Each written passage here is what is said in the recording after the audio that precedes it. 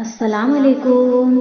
मीठे मीठे प्यारे प्यारे इस्लामी भाइयों और प्यारी प्यारी बहनों, तवज्जो फरमाइए। अल्लाह अज्ज वजल आपको दीन और दुनिया के नेक कामों में बरकत दे। हमारे प्यारे आका मोहम्मद सल्लल्लाहु अलैहि वसल्लम की आंखों की ठंडक नमाज कायम करने की तौफीक दे। आशा करते हैं आप खुश और सेहतमंद होंगे।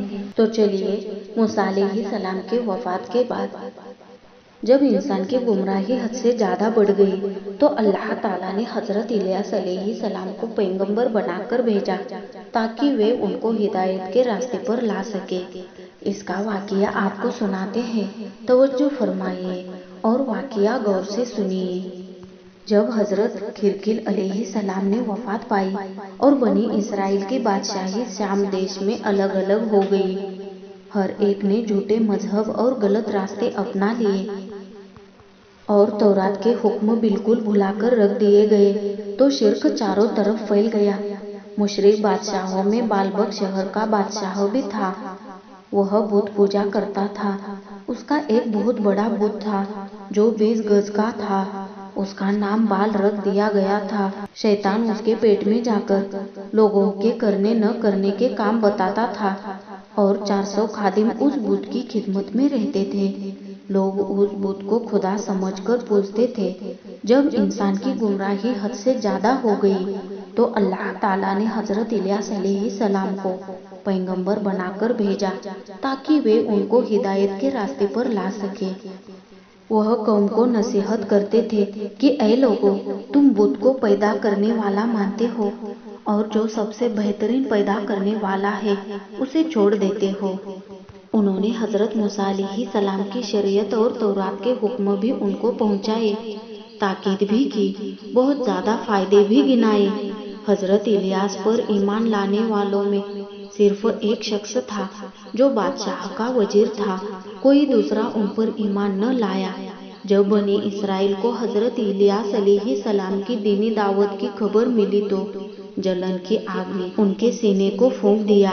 वे हजरत इलियास अलैहिस्सलाम को मरने मारने पर उतारू हो गए। जब बात इतने आगे तक चली गई तो हजरत इलियास अलैहिस्सलाम ने बेहतर यही जाना कि वह पहाड़ पर चले जाए। चुनांचे वह वहां से चले गए और 8 साल तक वही रहे। बादशाह बालबक ने बहुत कोशिश की, बहुत से लोगों को उनको खोजने के लिए भेजा भी, लेकिन जिसे अल्लाह की हिफाजत हासिल हो उसे कौन नुकसान पहुंचा सकता है या उसे भला कोई मार सकता है। 7 साल के बाद उस बादशाह का बेटा निहायत बीमार हुआ कि तमाम डॉक्टर हकीम उसका इलाज न कर सके। इलाज से तंग आ गए। उसके कबीले के लोग बाल यानी बुत की बंदगी करते ही थे उस बेटे की तंदुरुस्ती के लिए। जब बेटा अच्छा नहीं हुआ और उसे तंदुरुस्ती न हुई तो बाल के खादिमों ने बादशाह से कहा कि बाल तुमसे नाखुश है इसीलिए कि तुमने इलियास अलैहिस्सलाम की तलाश छोड़ दी और उसको कत्ल न किया। जब तक इलियास जिंदा रहेगा बाल बात भी न करेगा। बादशाह ने कहा, मेरा बेटा बीमार है इसलिए मुझे बिल्कुल सुकून व चैन नहीं है। अगर तंदुरुस्त होगा तो दिल जमाकर इलियास को तलब करके मार डालूंगा। बुत खाने के खादिमों ने कहा, बेहतर यह है कि शाम मुल्क को और बुतों से रुजू करके अपने बेटे की तंदुरुस्ती मांगो। जब बाल का गुस्सा उतरे तब तुम अपनी जरूरतें उसके सामने रखना। इसके बाद बादशाह बालबक ने इन खादिमों के कहने से 400 आदमियों को तैयार करके मुल्क शाम में भेजा कि वहाँ खुदाओं से बेटे की तंदुरुस्ती की दुआ मांगे। जब यह लोग रवाना हुए, रास्ते में उस पहाड़ पर पड़ाव किया जहाँ हजरत इलियास अलैहिस्सलाम ठहरे हुए थे। उस वक्त हजरत इलियास अलैहिस्सलाम अल्लाह के हुक्म से पड़ाव पर से उतरे और उन लोगों से कहना शुरू कर दिया। उन्होंने फरमाया कि बादशाह से कहो कि अल्लाह ताला फरमाता है कि मैं खुदा एक हूँ, मेरे सिवा कोई माबूद नहीं। इब्राहिम, इस्माइल, याकूब और उनकी औलाद को हमने पैदा किया है और मारने और रोजी देने वाला मैं ही हूँ। तू तो सिर्फ बदबख्त और जहालत से मेरा शरीक पैदा करता है और اور اپنے بیٹوں کی تندرستی بتوں سے چاہتا ہے، ان سے تو کسی قسم کا فائدہ نقصان نہیں پہنچ سکتا، اور قسم ہے اپنے جلال کی کہ بہت جلد تیرے بیٹے کو ماروں گا اور تیرے دل کو دکھ پہنچاؤں گا۔ بادشاہ بالبک کے ساتھیوں نے جب یہ بات سنی تو خوف سے کانپنے لگے۔ ایسا رعب ان کے دل پر تھا کہ پاگلوں کی طرح وہاں سے اپنے ملک کو الٹے پھرے، اور الیاس علیہ السلام کا پیغام اس کو بھجوایا۔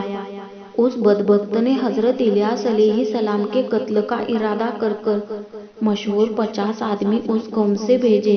اللہ تعالیٰ نے حضرت الیاس علیہ السلام کو بچا لیا، اور ان کی دعا سے وہ 50 آدمی آسمانی آگ سے جل گئے۔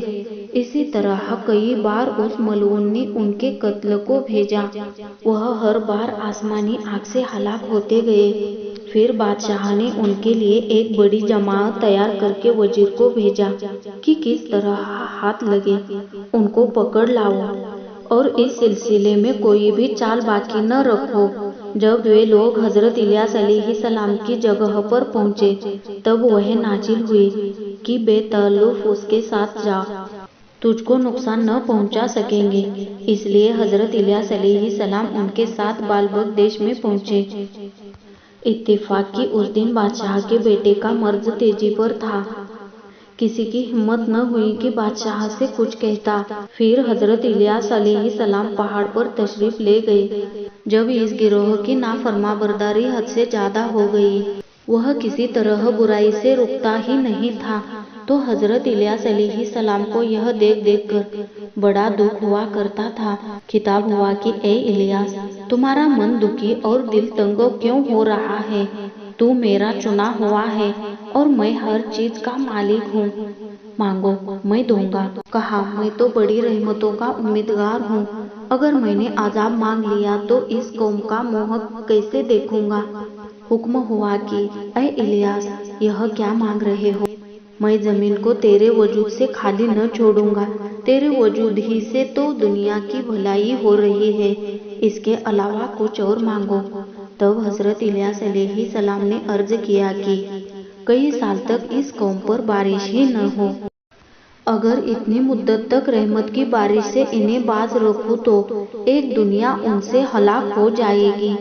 یہ ٹھیک ہے کہ اپنے اوپر ظلم کرتے ہیں، لیکن تیری دعا قبول ہونے کے لیے یوں تو کیا، ہم نے 3 سال تک بارش چھوڑنے اور روکنے کی مانگ تیرے اختیار میں سونپ دیا، جب تک تو نہ کہے گا ایک بوند کسی کی کھیت اور باغ میں نہ برسے گی۔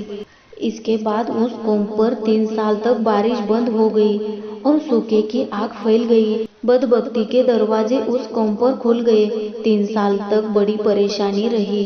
اس مدت میں حضرت الیاس علیہ السلام چھپ کر غریبوں اور بیواؤں کے گھر میں وقت گزارا کرتے تھے، اور جس کے گھر میں رہتے تھے اس کے گھر ہریالی اور خوشحالی رہا کرتی تھی، اور نشانی سے لوگ ان کو تلاش کرتے تھے۔ اسی طرح وہ برابر مکان بدلتے تھے۔ ایک رات حضرت الیسع کے گھر آئے، ان کی ماں بہت بیمار تھی۔ حضرت الیاس علیہ السلام کی دعا سے مرض دور ہو گیا۔ الیسع نے ان کا ساتھ دینا شروع کر دیا۔ جب حضرت الیاس علیہ السلام بوڑھے اور کمزور ہو گئے تب ان دونوں نے قوم کے درمیان آ کر بارش کا ہونا ان کے ایمان لانے پر مقرر کیا۔ حضرت الیاس علیہ السلام نے فرمایا کہ ایک مدت سے تم ان بتوں کی بندگی میں لگے ہوئے ہو، آج ان کو جنگل میں لے جاؤ اور پانی برسانے کی خواہش ان سے کراؤ۔ اگر یہ پانی برسا دے تو پھر میں اپنی رسالت کے دعوے سے بیٹھ رہوں گا، نہیں تو تم خدا کے ایک ہونے اور میرے رسول ہونے کا اقرار کرو، پھر میں اپنے خدا سے دعا مانگ کر پانی برساتا ہوں۔ جب دونوں طرف سے یہ بات مقرر ہوئی، اس قوم نے بتوں سے چاہا کہ بارش کرائے، لیکن ایک بوند بھی بارش نہ ہوئی۔ جب نا امید ہو گئے تب حضرت الیاس علیہ السلام نے دعا کی۔